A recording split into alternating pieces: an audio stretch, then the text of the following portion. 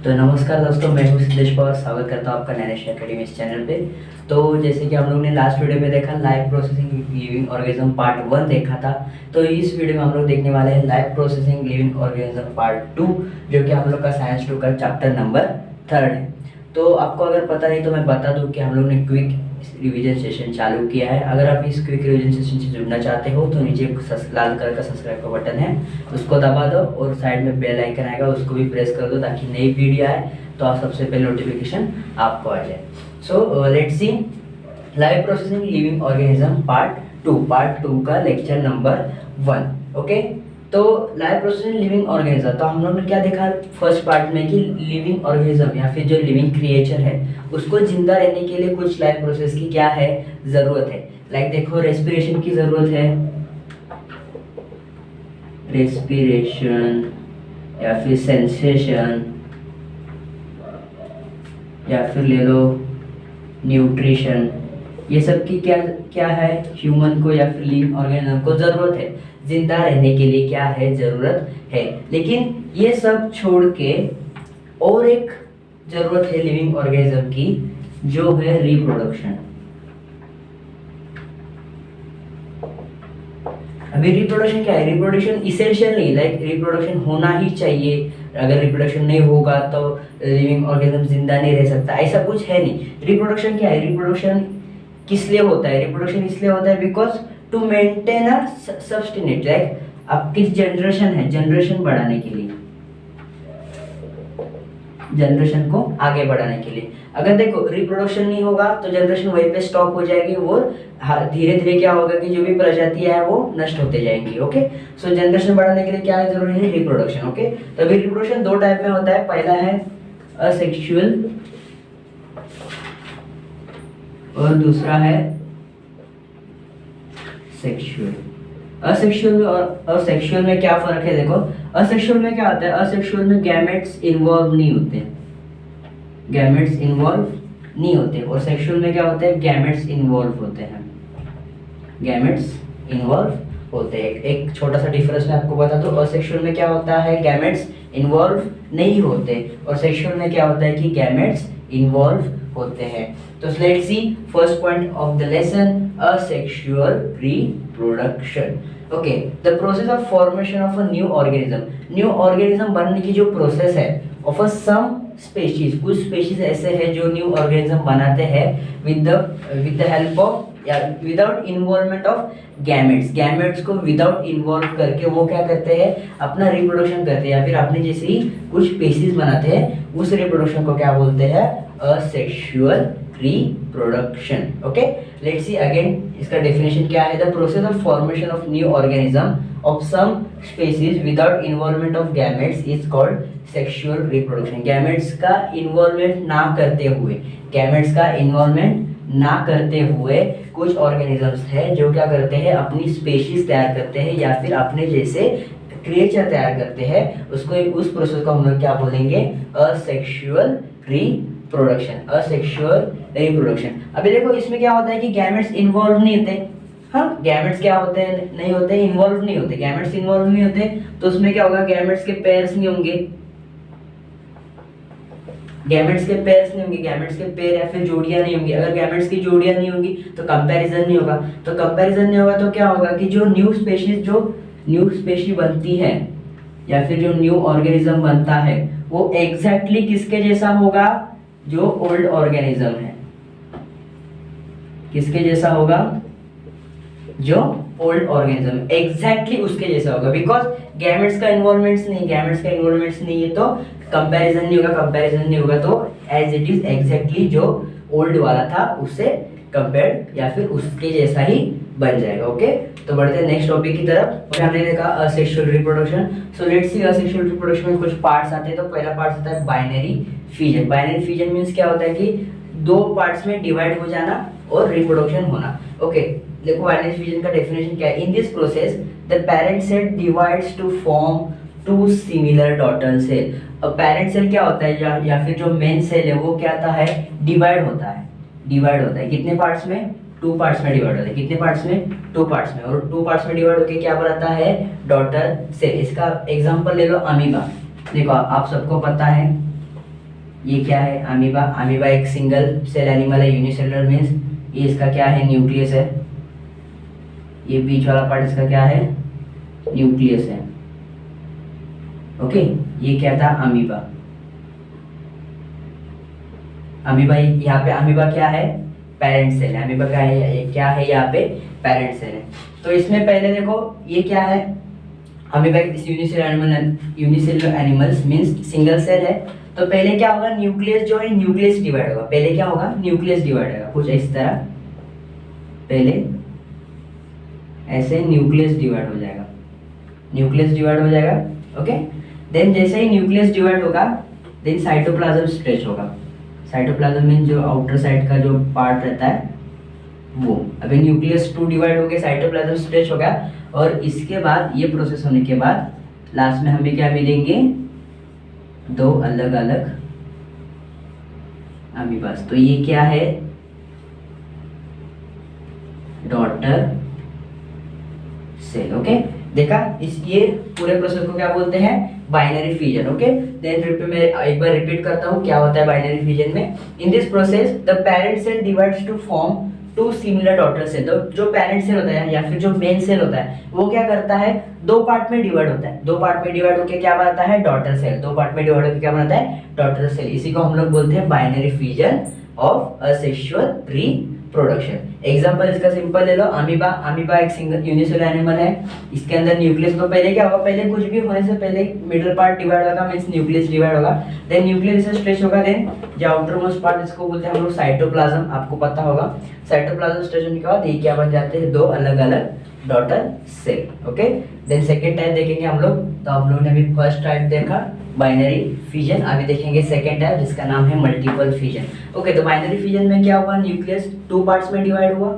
Okay, तो sense की बात है, मल्टीपल मींस बहुत ज्यादा, अनेक। तो मल्टीपल फिजन में क्या होगा, न्यूक्लियस बहुत ज्यादा पार्ट्स में डिवाइड होगा। ओके, तो इसका डेफिनेशन देख लो, whenever there is a lack of food or any other type of adverse condition, it is become rounded and form protective covering around the plasma membrane. Such ancest amoeba or any other protist is called cyst. Okay, क्या होता है, अभी amoeba को reproduction करना है तो हर बार या फिर जब उसको रिप्रोडक्शन करना होगा तब ऐसा फेवरेबल कंडीशन तो नहीं मिलेगा, कभी कभी ना कभी कुछ तो लैक होगा। तो जब भी फूड का लैक होता है, अमीबा को फूड का लैक होता है, तो अमीबा क्या करता है, अपने प्लाज्मा मेम्ब्रेन के आउटर, अभी देखो ये अमीबा है, इसका क्या है, आउटर साइड इसका प्लाज्मा मेम्ब्रेन है। प्लाज्मा मेम्ब्रेन के आउटर पे क्या करता है, एक प्रोटेक्टिव कवर बनाता है। क्या बनाता है, एक प्रोटेक्टिव कवर बनाता है, जिसे हम लोग क्या बोलते हैं, सिस्ट। क्या बोलते हैं, सिस्ट। ये प्रोटेक्टिव कवर बनाता है।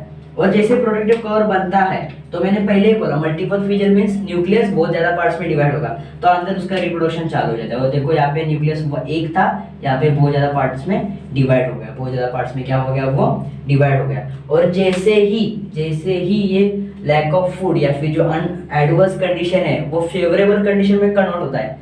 अमीबा को मालूम है, देखो अभी एडवर्स कंडीशन था तो उसने क्या किया, खुद के अराउंड प्रोटेक्टिव कवर बनाया। और जैसे ही फेवरेबल कंडीशन या फिर रिप्रोडक्शन के लिए फेवरेबल जो भी अच्छी कंडीशन बनती है, तब क्या अमीबा क्या करता है, अपना जो सिस्ट है इसको ब्रेक कर देता है और अपने न्यूक्लियस या फिर डॉटर सेल को क्या करता है, आउटसाइड मींस बाहर भेजता है। क्या करता है, आउटसाइड मींस बाहर भेजता है। दैट्स इट, ये था मल्टीपल फिजन। आगे बढ़ेंगे। Okay, so that's it. अभी हम लोग ने क्या देखा, दो टाइप देखे। पहले देखा बाइनरी फिजन, देन देखा मल्टीपल फिजन। अभी हम लोग थर्ड टाइप देखेंगे जिसका नाम है बडिंग। ओके, तो मैं आपको एक एग्जांपल दे दूंगा, आप फटाक से समझ जाओगे कि बडिंग एक्चुअल में कैसे वर्क करता है और बडिंग होता क्या है। ओके, तो अब आप लोग ने बेकरी देखी होगी, तो बेकरी में क्या बनते हैं, ब्रेड बनते हैं, या फिर मुंबई का फेमस वड़ा पाव जो है उसके पाव बनते हैं बेकरी में, है ना।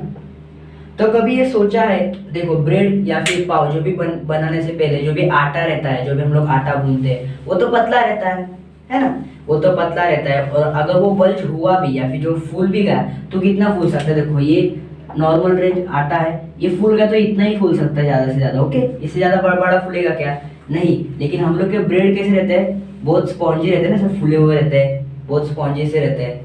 तो इसका रीजन क्या है, तो इसके रीजन एक ही है, ये ब्रेड में ना एक माइक्रो ऑर्गेनिज्म डालते हैं, इसका नाम है ईस्ट। और ये ईस्ट क्या करता है, बडिंग मेथड से, बडिंग प्रोसेस से बोलो या फिर बर्डिंग फिजन से रिप्रोडक्शन करता है, रिप्रोडक्शन करता है। और जैसे बर्डिंग मेथड से रिप्रोडक्शन करता है तो क्या होता है कि आटे का साइज बढ़ जाता है। अभी देखो एक्चुअल में बर्डिंग क्या होता है, बर्डिंग में क्या होता है कि एक पेरेंट सेल होता है, देखो ये ईस्ट है, ये क्या है इसका पेरेंट सेल है।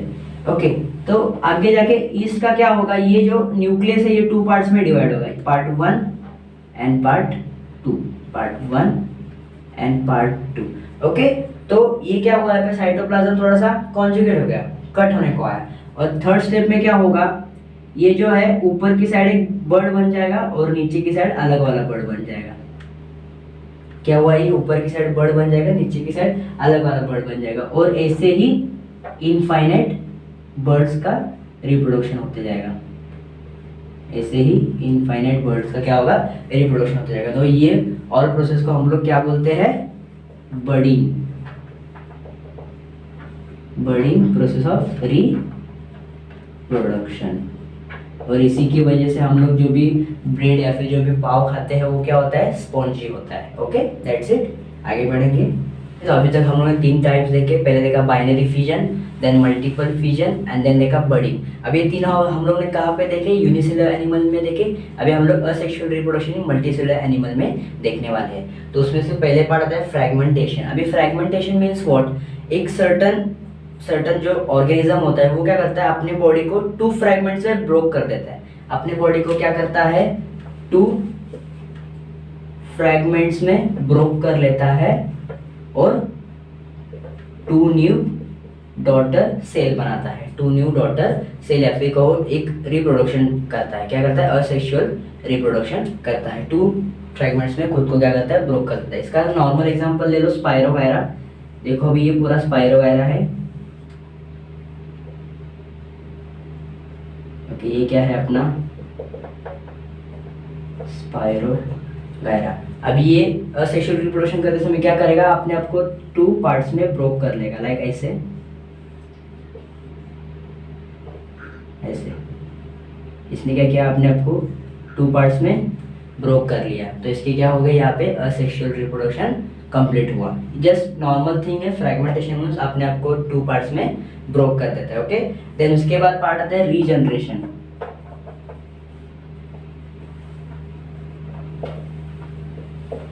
ओके, रीजनरेशन भी कुछ फ्रैगमेंटेशन के टाइप भी है, थोड़ा सा ध्यान दो।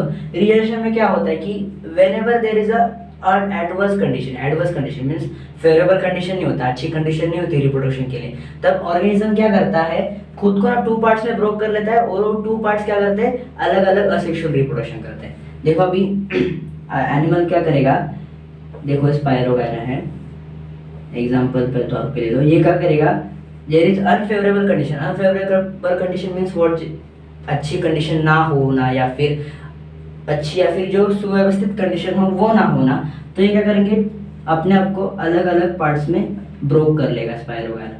तो 2 पार्ट्स हुए और ये 2 के क्या होंगे, आगे जाके ये अपने खुद को ब्रोक कर लेगा, इसके 2 हो जाएंगे और ये खुद को ब्रोक कर लेगा, इसके 2 हो जाएंगे। कुछ फ्रैगमेंटेशन टाइप ही है थोड़ा सा।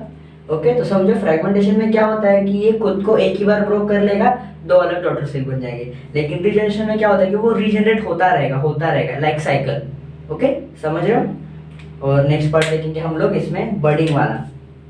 इसमें थर्ड पार्ट क्या आता है, बर्डिंग।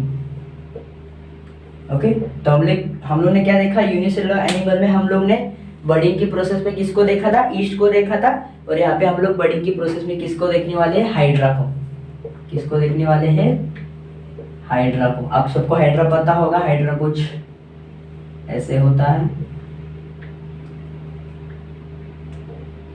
इसके ऐसे ऐसे ब्रांचेस होते हैं, टेंटिकल्स होते हैं कुछ ऐसे ऐसे। ये क्या होता है, हाइड्रा होता है। इसमें क्या होता है, in this case of hydra under favourable condition. अभी हाइड्रा क्या है, फेवरेबल कंडीशन में है। फेवरेबल मींस अच्छी स्थिति, रिप्रोडक्शन के लिए अच्छी स्थिति। In case of hydra in favourable condition, ये क्या करता है, इसकी जो फ्रैगमेंटेशंस है, इसकी जो टेंटिकल्स है, जो आपको ये टेंटिकल वाला पार्ट दिख रहा है, ये इसको हम लोग क्या बोलेंगे, टेंटिकल्स, ये क्या होते हैं? टेंटिकल्स होते हैं। टेंटिकल्स के आउटर साइड पे क्या होता है? अलग ही फ्रेगमेंटेशन होना चालू हो जाता है। फेवरेबल कंडीशन के दौरान क्या होता है? अलग ही फ्रेगमेंटेशन होना चालू हो जाता है, या फिर इसके जो ये स्टीम है, ये स्टीम पे अलग वाला ब्रांच आ जाता है। स्टीम पे क्या आता है? अलग वाला ब्रांच आता है फेवरेबल कंडीशन में। और ये ब्रांच क्या होगा? आगे जाके इसके भी टेंटिकल्स बढ़ेंगे। सो क्या होगा? इसका भी रिप्रोडक्शन होता जाएगा। ओके, इसका भी क्या होगा? रिप्रोडक्शन होगा। बढ़ते आगे नेक्स्ट स्टेप की तरफ। ओके, तो हम लोग ने क्या देखा? अभी मल्टीसेलुलर एनिमल में बर्डिंग का प्रोसेस देखा था लास्ट टाइम। अभी हम लोग नेक्स्ट पार्ट है हम लोग का vegetative propagation. Vegetative propagation means what? Vegetable में क्या क्या होता है, वेजिटेबल में रिप्रोडक्शन कौन से टाइप में होता है, उसको हम लोग क्या बोलेंगे? Vegetative propagation. वेजिटेबल में रिप्रोडक्शन कौन से टाइप में होता है? या फिर लीव किस टाइप में होगा? लीव स्टीम से भी हो सकता है, रूट से भी हो सकता है ना। सो दिस इज, ये जो सिस्टम होता है लीव, स्टीम्स या फिर रूट से रिप्रोडक्शन होने का, उसको हम लोग क्या बोलेंगे? Vegetative propagation. इसका नॉर्मल सा एग्जांपल ले लो, पोटैटो ले लो। पोटैटो को देखा है, ऐसा पोटैटो रहेगा। तो इसका रिप्रोडक्शन के टाइम इसके ऊपर में ऐसे छोटे छोटे बल्ज आते हैं, इसको हम लोग क्या बोलते हैं? आईज, है ना। आईज आते हैं और वहां से वापस रूट आना चालू हो जाता है। रूट आएगा तो रूट के ऊपर वापस लीव्स, और लीव्स के ऊपर से वापस क्या आ जाएगा? पोटैटो, न्यू पोटैटो आ जाएगा। तो इस प्रोसेस को हम लोग क्या बोलेंगे? Vegetative propagation. वेजिटेटिव प्रोपोगेशन क्या होता है एक बार फिर से जान लो। जब अभी देखो, ह्यूमंस में हम लोग ने देखा या फिर कुछ क्रिएचर में देखा, अभी वेजिटेबल में देखने की बारी है। तो वेजिटेबल में क्या होता है? लीफ, स्टीम या फिर रूट्स की मदद से हम लोग क्या कर सकते हैं? रिप्रोडक्शन कर सकते हैं वेजिटेबल में। तो उसका सिंपल एग्जांपल है पोटैटो। पोटैटो कभी आपने देखा होगा तो पोटैटो के ऊपर ऐसे व्हाइट आईज रहते हैं, व्हाइट। ओके, कभी देखा होगा या फिर नहीं देखा तो देखो, ट्राई करो। व्हाइट आईज रहते हैं, वहां से क्या होता है? ट्री प्रोडक्शन होता है। वो कैसे आता है? अगर पोटैटो को हम लोग थोड़ा सा वेट या फिर ऐसा वेटी जगह पे रखेंगे जहाँ पे गीलापन होता है, तो वो क्या होता है? मॉइस्चर पकड़ लेता है। वो मॉइस्चर पकड़ने के कारण उसके ऊपर एक फेवरेबल कंडीशन बन जाता है। रिप्रोडक्शन के लिए क्या बन जाता है? एक फेवरेबल कंडीशन बन जाता है। और उसके बाद पोटैटो के ऊपर आइज आना चालू हो जाते हैं। अगर आप वैसे ही पोटैटो अगर किसी मिट्टी में दफन कर दोगे तो 2-3 दिन बाद देखो पोटैटो के वहां पे ऊपर लीव्स आना चालू हो जाएंगे। अगर मतलब ऊपर लीव्स आ रहे मतलब नीचे पोटैटो आना चालू हुआ है, मतलब रिप्रोडक्शन हो गया। ओके, देन लास्ट पार्ट आता है असेक्सुअल रिप्रोडक्शन का, स्पोर फॉर्मेशन। Spore formation. अभी देखो, अभी आपका इसका स्पोर फॉर्मेशन है, सिंपल सा एग्जांपल देता हूं, फंगी या फिर फंगाई जो भी ब्रेड पे होता है। अभी देखो, हम लोग ना ऐसा नॉर्मल ब्रेड लाए, ब्रेड को हम लोग ने 2-3 दिन के लिए मॉइस्ट जगह पे रखा।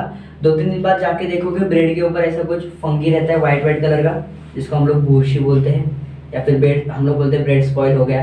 तो वो जो फंगी रहता है वो क्या है? वो भी एक लिविंग ऑर्गेनिज्म है। तो वो कैसे रिप्रोडक्शन करता है? उसमें क्या होता है कि ये जो फंगी है, देखो ऐसे कुछ टाइप का ऐसा फंगी का स्ट्रक्चर रहता है, सर्कल वाला।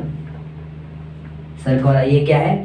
ये फंगी है। और इसके आउटर मोस्ट साइड पे क्या रहते हैं? स्पोर्स रहते हैं, छोटे बाल रहते हैं। इसको हम लोग क्या बोलते हैं? स्पोर्स बोलते हैं। क्या बोलते हैं? स्पोर्स बोलते हैं।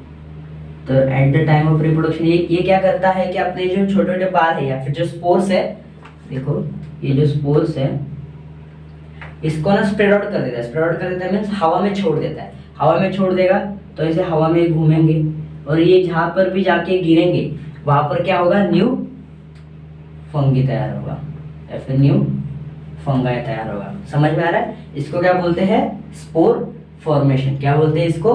Spore formation. एक बार आप देख लो स्पोर फॉर्मेशन क्या होता है। एक नॉर्मल एग्जांपल ले लो, फंगी जो कि ब्रेड के ऊपर आता है। ये क्या करता है? ये जो फंगी का स्ट्रक्चर है, इसके जो बाल है इसको छोटे छोटे, इसको हम लोग बोलते हैं स्पोर्स। ये क्या करता है? जब फेवरेबल कंडीशन होता है रिप्रोडक्शन के लिए तब अपने स्पोर्स हवा में छोड़ देता है। और जब ये स्पोर्स किसी जमीन पे गिर जाते हैं या फिर किसी नेक्स्ट वाले मॉइस्ट या फिर जगह पे गिर जाते हैं, वहां पे क्या होता है? न्यू फंगी तैयार होता है। Okay, that's it. तो यही था वीडियो। हम लोग ने ये वीडियो में क्या देखा? पार्ट 1 में असेक्सुअल रिप्रोडक्शन। नेक्स्ट पार्ट में हम लोग देखने वाले सेक्सुअल रिप्रोडक्शन। अगर आपको ये वीडियो पसंद आया तो चैनल को सब्सक्राइब करिए, नीचे लाइक का बटन भी दिख रहा होगा आपको, उसके ऊपर भी क्लिक कर दो और अपने दोस्तों में शेयर कर दो, ताकि कम टाइम में ज़्यादा इन्फॉर्मेशन कलेक्ट करके आपके दोस्त भी 80+ ला सके एसएससी बोर्ड में। Thank you. मैं मिलता हूं आपको किसी और वीडियो के साथ वापस, तब तक के लिए bye bye, take care and be safe.